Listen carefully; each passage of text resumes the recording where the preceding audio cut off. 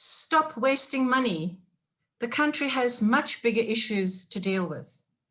This was the call to the South African government from the organization Undoing Tax Abuse 3 weeks ago.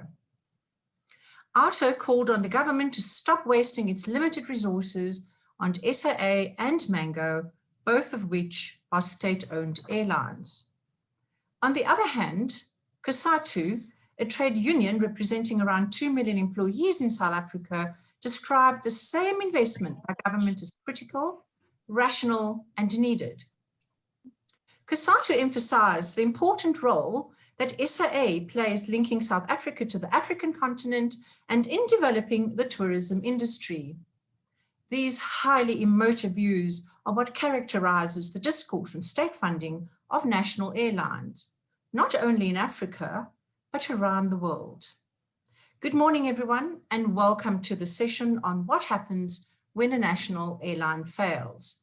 My name is Wrenelle Stander, and I'm delighted to be moderating this very emotive, sensitive, yet exciting session this morning. So when aviation took off in the early part of the 20th century, airlines were literally flying the flag for their country around the world.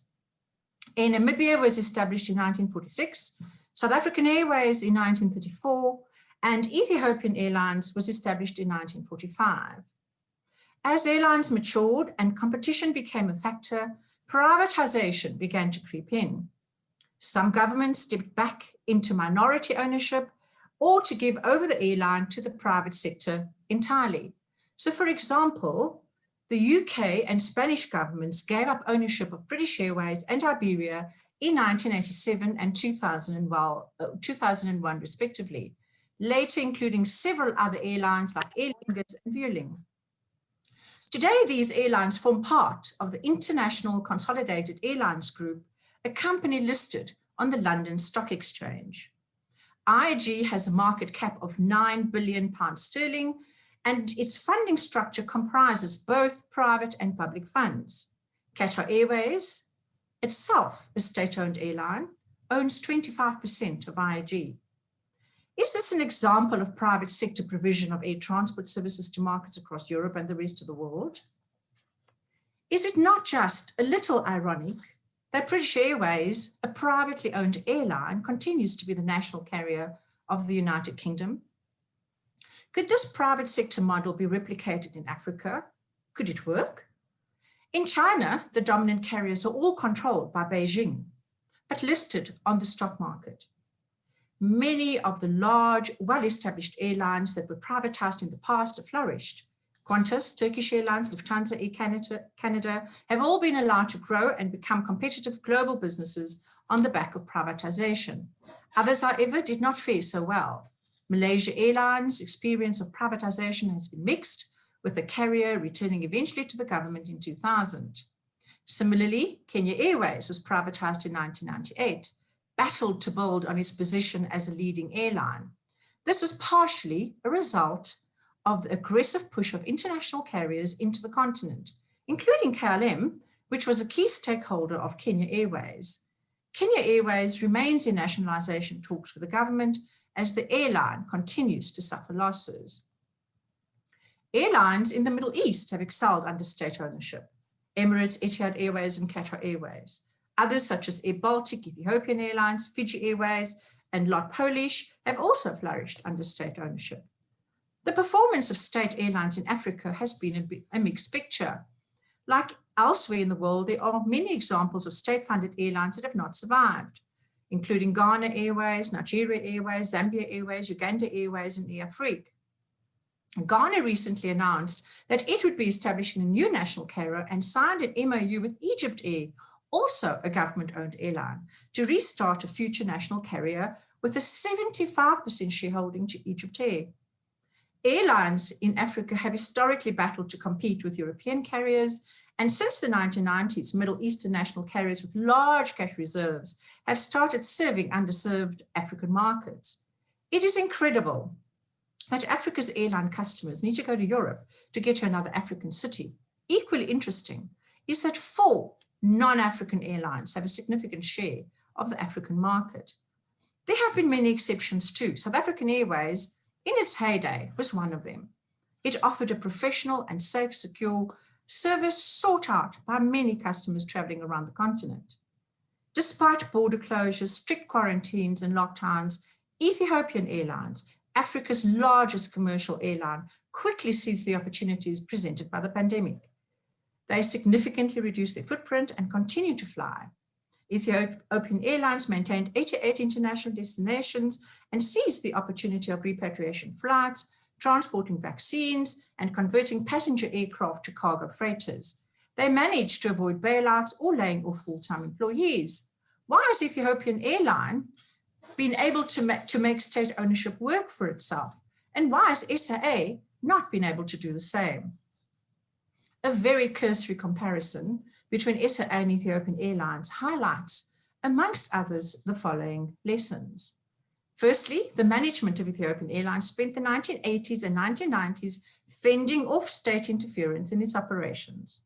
Political meddling brought it to the brink of bankruptcy, which ironically served it well in later years, creating a resilient management focused on maintaining the carrier's hard-won autonomy to run the airline as a commercial enterprise without political interference. Interestingly, a similar situation arose recently when Lufthansa nearly walked away from the €9 billion COVID bailout deal over government's wish to be involved in the running of the airline. The CEO, Carsten Spohr, threatened to let Lufthansa go insolvent rather than have Berlin interfering. He got his wish, with Germany agreeing to be a silent partner in the airline. In the case of SAA management, stability and performance was compromised by increasing political meddling and malfeasance during the 2019-2018 Zuma administration. Over the period 2010 and 2021, SAA had 12 CEOs and most of them acting, versus 2 CEOs for Ethiopian Airlines. In addition, SAA had a dual mandate to be commercially viable and to fulfill a development role. Whereas Ethiopian Airlines and Kenya Airways could make decisions swiftly in response to challenges without any government restrictions, SAA decision-making was severely hampered by the PFMA in a fiercely competitive airline industry. Secondly, Ethiopian Airlines has been consistent but careful in its expansion plans, particularly in fleet upgrades. Commentators have attributed SAA's current problems to an overzealous expansion into the African continent in the late 1990s, as well as poor capitalization when it was set up as a separate company. The then SAA CEO, Coleman Andrews, embarked on an aggressive fleet expansion and renewal program to underpin SAA's expansion into Africa and sold off a stake to Swissair. By 2002, SAA had suffered a massive $7 billion hedging contract loss, and moreover, Swissair went bankrupt, forcing SAA to buy back its share. We don't have the space to fully analyze this matter. Suffice it to say that leadership stability, good governance, a supportive shareholder, a supportive board, and empowered management team, as well as funding, are all prerequisites to make any business work. What a complex issue. It is clearly more than simply about state ownership. Joining me this morning to discuss some of these complex issues are Escher Luanda and Rodger Foster. Escher not only has impeccable qualifications, he is a seasoned governance and ethics practitioner. Escher is currently an executive member of the Government Pension Fund. Escher is the former chairman of Air Namibia, which was placed into provisional administration, liquidation by the Namibian government. Air Namibia, the National Airline of Namibia, operated a fleet of 10 aircraft and employed 600 people prior to being placed into provisional liquidation. Good morning, Escher, and welcome to the panel. Rodger is one of the celebrities. Good morning. Thank you. Rodger Foster is one of the celebrities of the South African aviation industry and the managing director and CEO of Airlink. After buying Link Airways out of administration 29 years ago, Rodger has grown Airlink, as it is now called, into a formidable regional competitor and has certainly managed to navigate many different in the industry over the last few years. Airlink is a profitable, privately owned regional carrier serving a network of smaller destinations throughout Southern Africa. Airlink operates more than 50 commercial jets, employs 1,000 employees, and in 2019 carried 2 million passengers. Rodger, Escher, let's get straight into it. Good morning, both of you. So Escher, Good morning, Wrenelle. Morning. Morning, Wrenelle. Just checking that I'm here. Good. Hi, Escher. Hi, Good. Rodger. I'm delighted that you're both on the panel. I think you're not as delighted as I am. You know, one never knows that you can absolutely trust this technology, and I've been watching some of the messages come up. I'm very pleased to be here, and it's great to be with you, Escher and Wrenelle. Thank you. Thank you. Wonderful. New normal. Yeah. Greetings from the beautiful city of Windhoek in Namibia. Good, good. So let's dive straight in. So Escher, you were the chairman of Air Namibia. Tell us about the Air Namibia that you took over as chairman of the board, and also share with me and share with the rest of the audience what prompted your resignation in February 2021. Okay, thank you very much, Wrenelle. Thank you very much, viewers. Good to join everybody all over the world. This is the new normal. This is the downside benefit of COVID, unfortunately. I took over Air Namibia as chairperson in September 2019, having joined the board on 1 January the same year. The Air Namibia that we took over, because we see board speak as collectives, we inherited a very dysfunctional organization, I would say. The only thing that one could talk positively about is the impeccable safety record.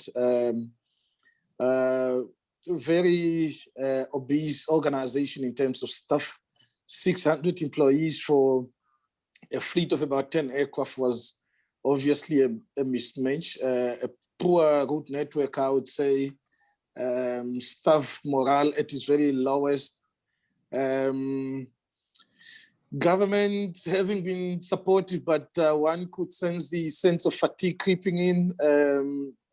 Some calling it a bottomless pit. You wouldn't blame them after looking closely at the history.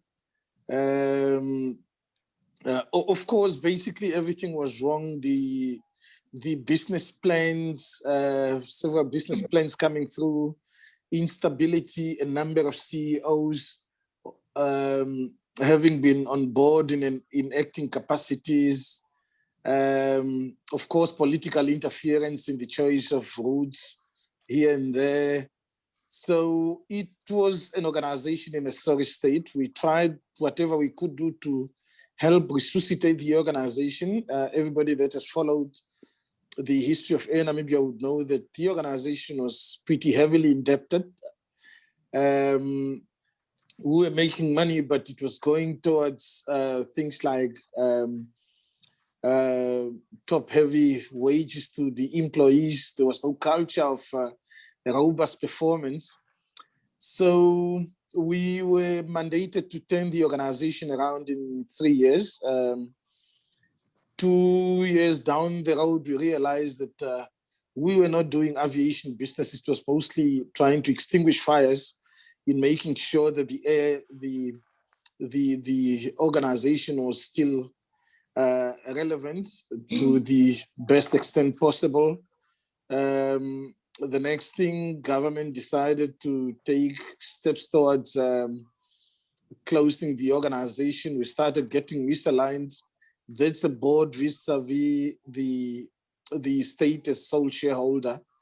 And towards February, we got to a point where, due to the reasons that you've just stated as what causes a disconnect and discord between the boards of airlines and the shareholder, everything going from interference, poor governance practices, limited support from the shareholder where it should have been forthcoming. We ultimately, I decided to resign. it was a sort of collective resignation because we technically all resigned on the same date. And we just felt, look, we can't take it anymore. So let them find somebody else to carry it over. I think that's the long and the short.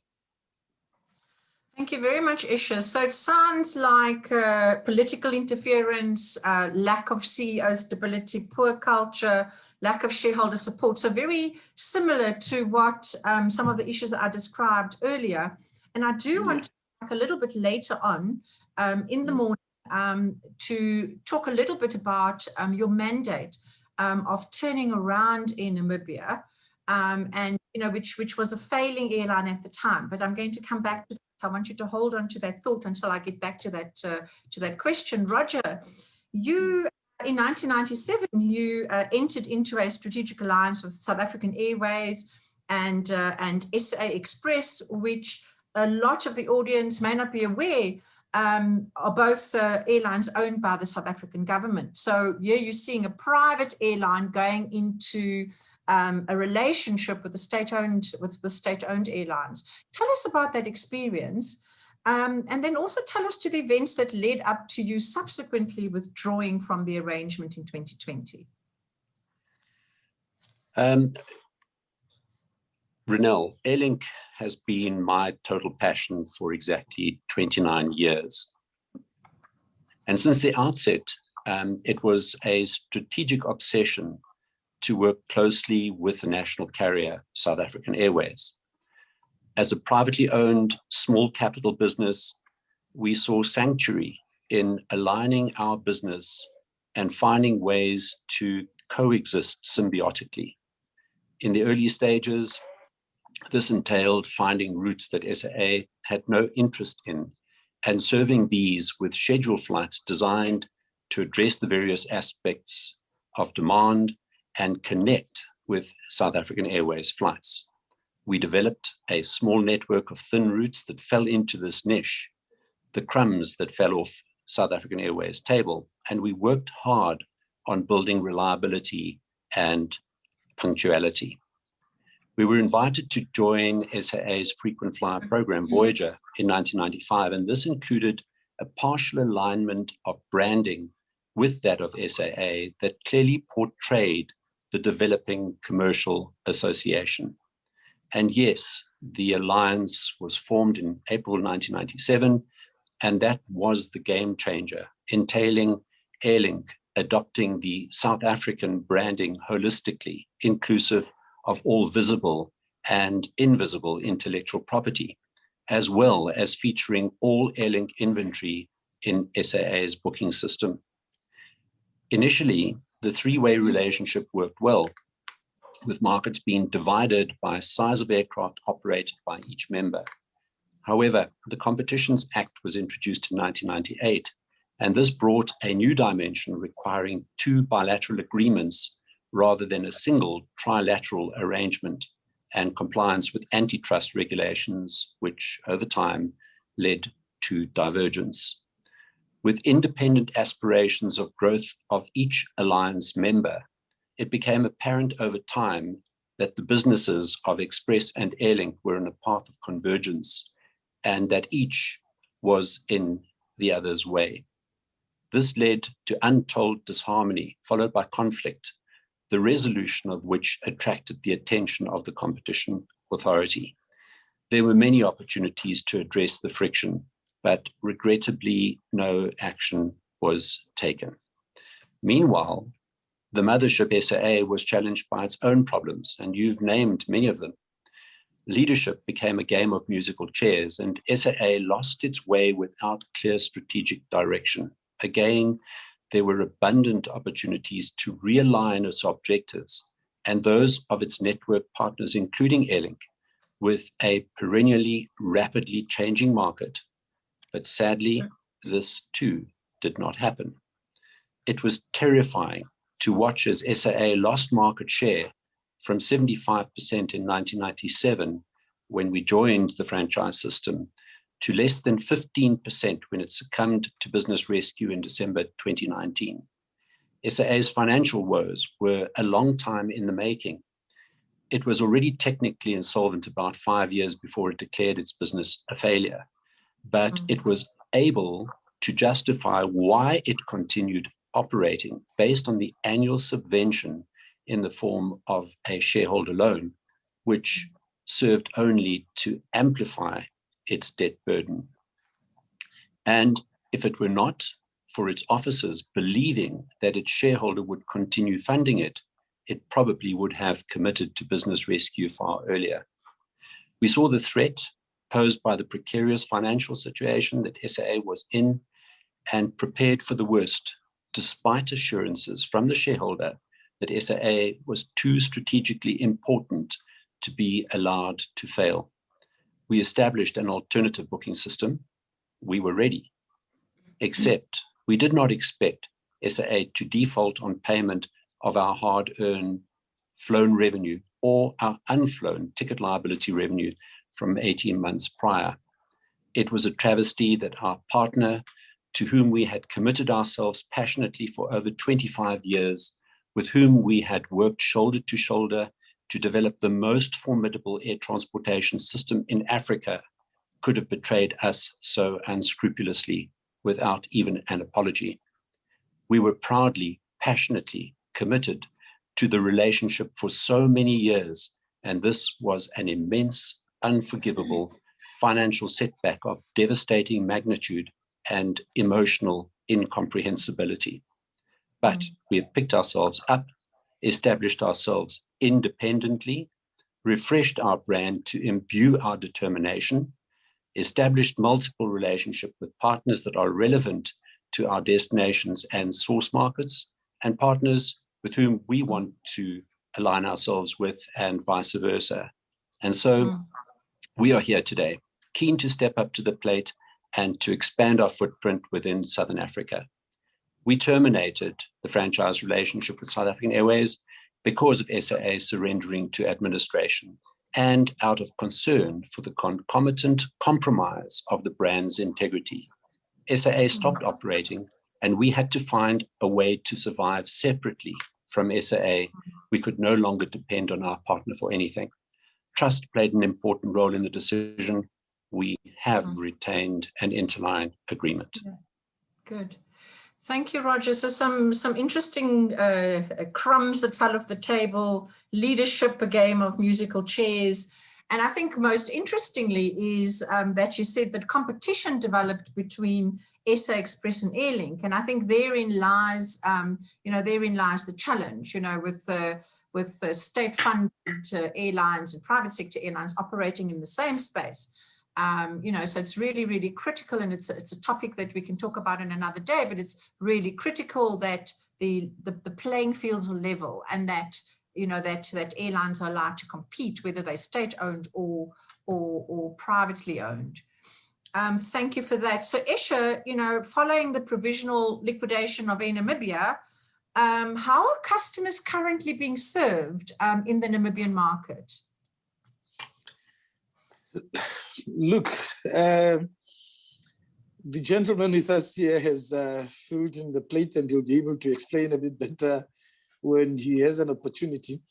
Depending upon what angle you look at, we have locally, there are challenges with local domestic flights. Obviously, we have another private airline in the form of West Air, which is serving our star route, which is Sondangwa Windhoek. They are filling it, that one, with, I should say, I think about 5 flights per week. And they are doing pretty well. I mean, they were our competitors when we were still alive. And kudos to them for stepping up the plate when it was necessary for them to do that. However, we still have challenges with, for instance, Windhoek Katima Mulilo, which is about 13, 15 hours, same distance as Windhoek Cape Town. We don't have anything going on there. We have an Windhoek Rundu. Rundu is down close to the border with Angola, beautiful town.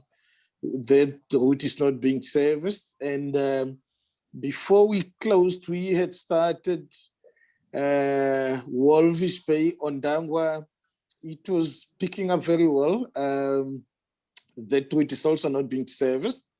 But inbound passengers coming from Cape Town and Johannesburg, we have Rodger filling us in. So it's not been the end of the world, and going forward, time will tell as to how our customers continue being serviced going forward. Obviously, with the closure of any airline comes in a vacuum, but it's never the end of the world with open skies being the issue.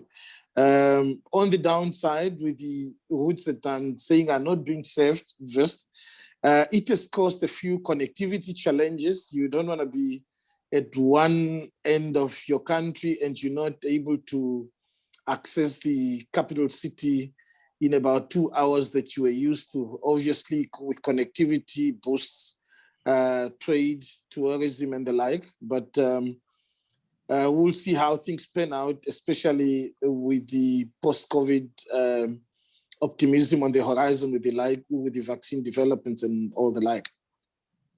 Yeah, well, Escher, I certainly can't wait to get to Namibia. It's one of the on my bucket list. So I'm going to come and have some coffee with you sometime. So I guess what, in summary, it's key routes are being served by the private sector. Not all routes are being served. And so it sounds to me like connectivity is being impacted. And by the way, I just forgotten, Lufthansa has just started doing 5 times a week, Frankfurt Windhoek. So that's also getting filled. So we're getting there. Okay. So it sounds like, the private sector, and Rodger, maybe this is a question that I can ask you.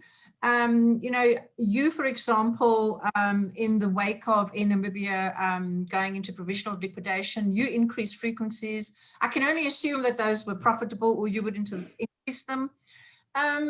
What can government do to attract more private sector activity into Namibia? So what could they do to get you to operate more services?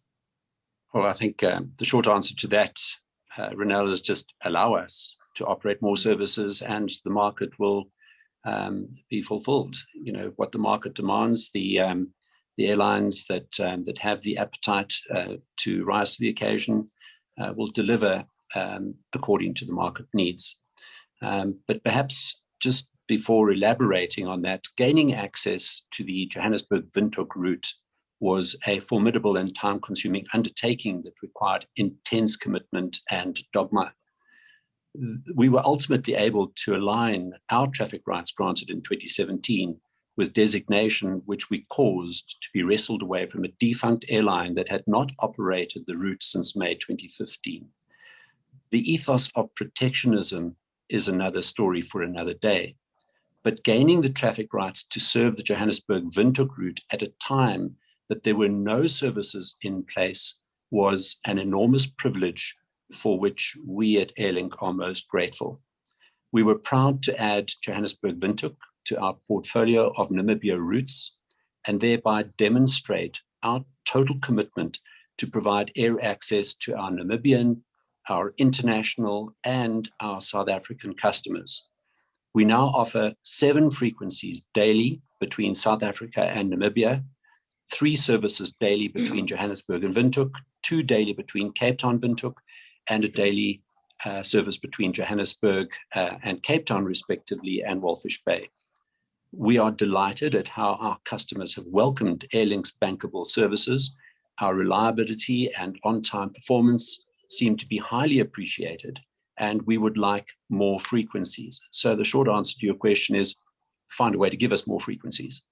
And we are even more delighted with the relationship that we have developed with the Namibian Airports Company and the various Namibian economic and operational regulators in their facilitation of the services that Airlink currently provides.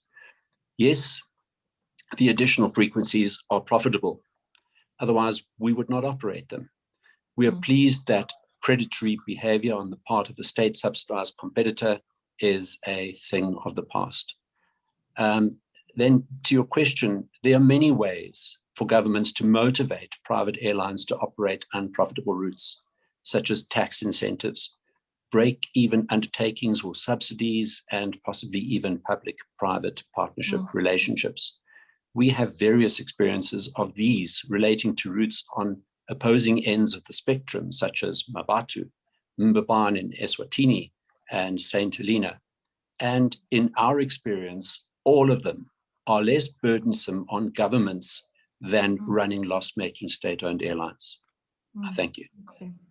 Thank you very much. So I want to move it along because we want to still try and make time. But typically, when state airlines are in distress, governments sort of look to two possible options. They look at, do we restructure, or do we privatize, or do we liquidate? Okay.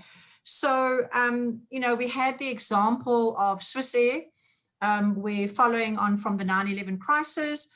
Swiss Air, the decision was taken to liquidate Swiss Air and not to restructure it, not to privatize it. And very interestingly, there's a new airline that's emerged, Swiss, which is still the national carrier and which makes the Swiss proud and which is profitable. Now, recently, on our own continent, we've seen two examples of this. So Air Namibia followed the route of liquidation, and South African Airways has followed the route of restructuring and privatization. So the South African government obviously is looking for a partner in the private sector. So I want to pose my question first to Escher. Escher, do you think it was right for the Namibian government to liquidate Air Namibia? Was there any way that you would have been able to attract a private sector partner or restructure? I'm going to ask you to be quite quick in your answers, if that's okay with both of you. Escher, thank you. Look, obviously, from where I was sitting, I owed my allegiance to the company, and I had to do everything possible to make sure that it survived. We had a business plan which we felt was bankable. We spoke to several aviation experts that felt, look, the issue with Air Namibia was not as worse as other airlines that whom I would be talking about. We felt there was a window of opportunity for it to be rescued. We weighed in all the options, and like I stated earlier, I think the shareholder had this Air Namibia fatigue, and they just felt, let me cut my losses and move on. My sincere conviction remains there was opportunity for having it restructured. We had a comprehensive business plan that we had taken through Thunders and Bolts, which had recommended that we opt for a lean, sustainable, and agile airline. We had planned to shed off, to exit, for instance, the Frankfurt route, because we felt it didn't make so much commercial sense. That's where most of our losses were coming from. We had planned to shed off 50% of the workforce, regardless of what the emotions were, because we felt that was the right thing to do. And we had all sorts of plans around our route network, focused on profitable and strategic routes, as well as the change in the fleet strategy.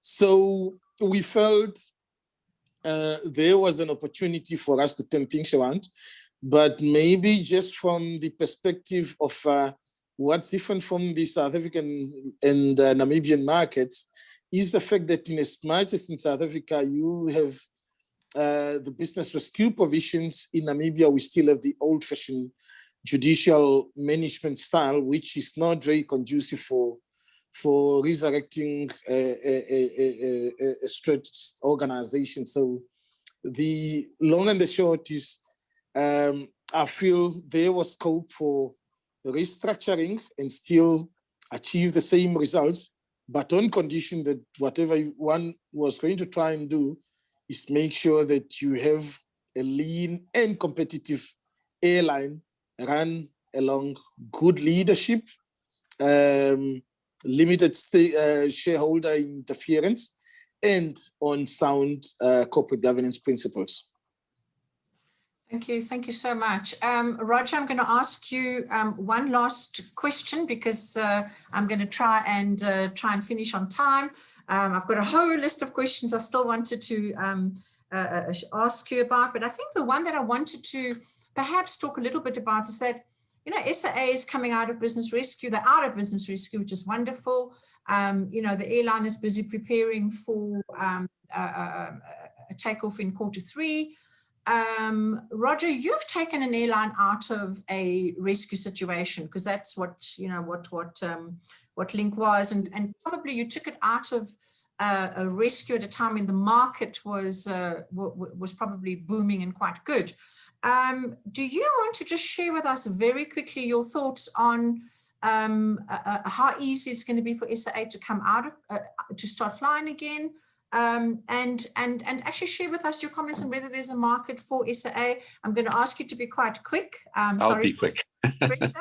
Thank you. Thank you, Wrenelle. You know, you throw me under the bus again, but I'll accept that. Thank you. I'll see if I can ride it out. I believe there are multiple challenges, starting with how to restore integrity and the reality that despite administration, foreign debt is never extinguished. Yes, customers may be fickle, disloyal to brand, and motivated only by price. And it is conceivable that South African Airways may be able to buy its way back into the market.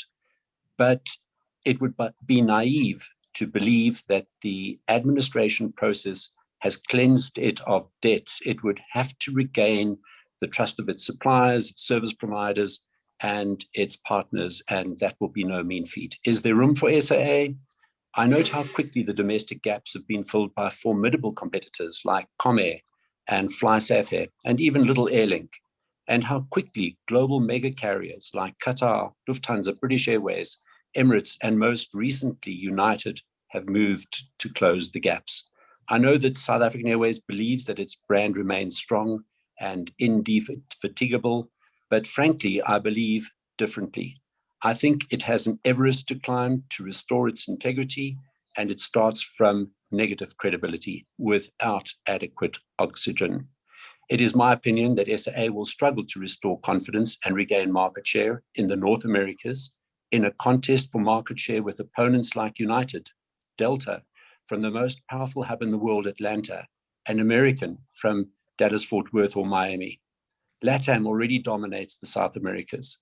SAA absconded from Paris, leaving EU's biggest hub to Air France. SAA cannot compete with British Airways or Virgin in London Heathrow, nor Lufthansa in Frankfurt. It has no nexus with any of the Middle Eastern hubs. It cannot match any of the Asian airlines, Cathay, Singapore, Thai, in their hubs. So where exactly does it believe that it will penetrate markets for its long-haul service aspirations? That rules out domestic and long-haul, leaving only the intra-Africa markets as its potential domain. With Kenyan Airways, Ethiopian, and South African emerging carriers such as Comair, FlySafair, and even little Airlink, all expanding their intra-Africa footprints, can SAA really compete? Possibly, only if it is protected. But SAA has committed to the single African air transportation market, and as such to liberalization and not protectionism. Well, there is always the possibility of more taxpayer bailouts in the future. I was fascinated at the recent adverse commentary relating to United's return, which, by the way, Airlink is ecstatic about because it restores air access between Southern Africa and North America, one of our most relevant source markets. Some individuals publicly denounced the move, stating that it was not good for South Africa, nor for South African Airways, which had just been bailed out by the taxpayer to the tune of 10.5 billion rand, and as such required protection and an opportunity to deliver a return on investment. But Airlink's delight is that we are now able to provide important connectivity, working closely with our partner United, which we are privileged to have, in delivering air access to exotic destinations such as Okavango Swamps, Chobe River, Victoria Falls, Kruger National Park, and the myriad surrounding private game reserves, Cape Town, the Garden Route, Swakopmund, Vilankulos, Nosy Bay, and the many business tourism destinations such as the Copperbelt in Zambia and the DRC, Pemba's gas and oil, the coal fields in Tet, iron ore at Sishen, diamonds at Kimberley, and so on. We look forward to the return of our other partners such as Emirates, Virgin, Qatar, and Air France. Is there room for SAA in the circumstances? Well, I've expressed my views. Time will tell. Thank you, Rodger. Thank you for those candid views. I think ultimately it's about air connectivity and ensuring that customers are able to move across Africa, across the world. Ultimately, that's what it's about. But in conclusion, there are lots of reasons to privatize an airline or to keep it state-owned. The crucial differentiator is the quality of the airline's management. An airline that is owned by the government but allowed to operate as an efficient, profit-focused entity can do very well. But those that are too encumbered by politics are unlikely to succeed. That is the experience that we've certainly seen. That's what we've heard about this morning. Escher, Rodger, thank you so much for your candid views and for sharing so freely. I wish we had longer time, but unfortunately we don't. To the audience, I thank you and I wish you a fantastic conference.